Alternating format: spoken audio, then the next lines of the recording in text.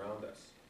Let's enact zero-based budgeting, where government departments have to justify requests for extra revenues rather than just having it simply handed out to them every year. Let's pass a bylaw which the current council voted down. Let's limit the tax increases to 1.5% per year. Let's pass a bylaw which limits budget reserves to 3% rather than the 5 or 10% which they currently have.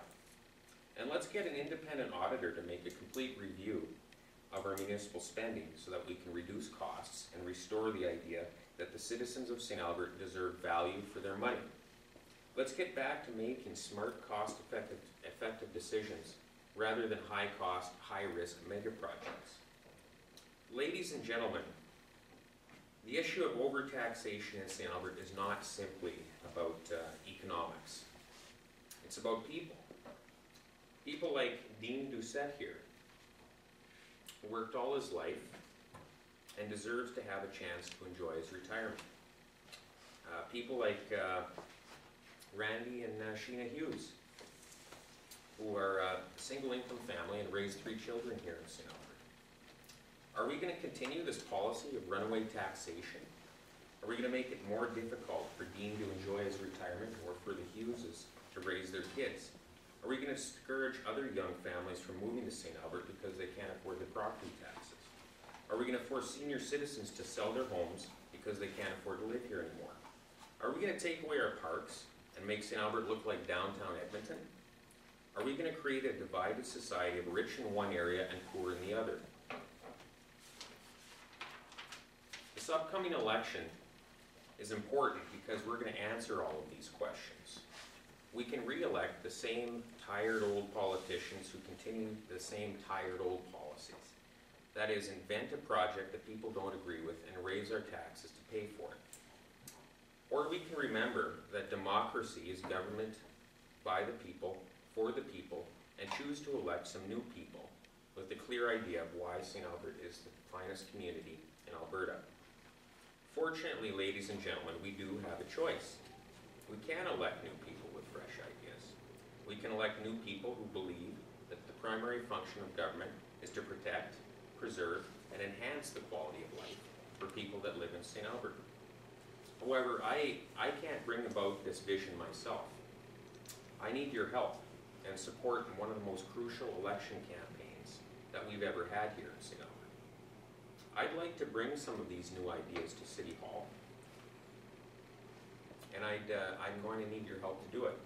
If you can volunteer, put a sign on your lawn, talk to your friends,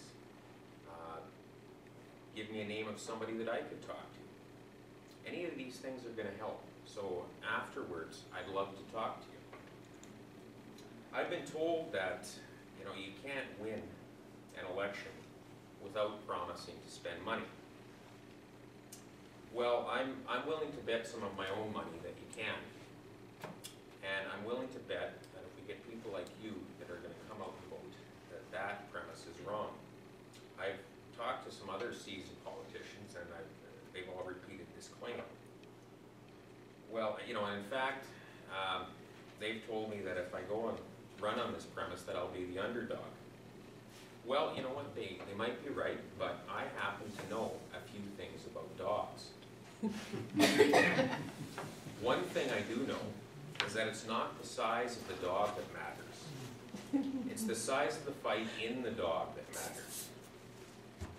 So I think Mike has some sheets. If any of you here are willing to put a sign in your lawn, volunteer in some way to help me bring some of these ideas to City Council, I really appreciate your support. Thanks for giving me this time to speak, and thanks for listening at this late hour. If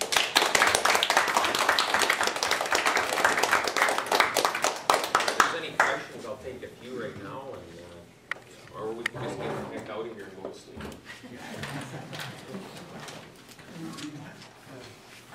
I've heard you give an example previously about seniors camp.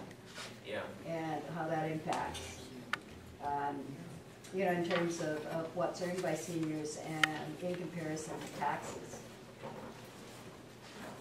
Would you repeat that here? Andy touched on this previously. The property tax is a regressive tax. So if I'm living on a fixed income of $30,000 per year, a $4,000 tax bill is 12 to 13% of my income. If I'm living in Kingswood and I'm earning $250,000 a year, a $5,000 tax bill is not very much proportional. So when we have a government program that the city wants to roll out, and it costs X number of dollars, and we raise property taxes to pay for it, it's the people at the lower end that primarily pay for the cost and incur the burden of this thing, of this new program. So we really should be picking and choosing carefully what we decide to go after as a program here in the city, because the tax is not fair. It is a regressive tax, as Andy pointed out. So we do have these situations where a doctor living in Kingswood is getting subsidized to play squash by somebody living in Brayside. And I don't think that's fair.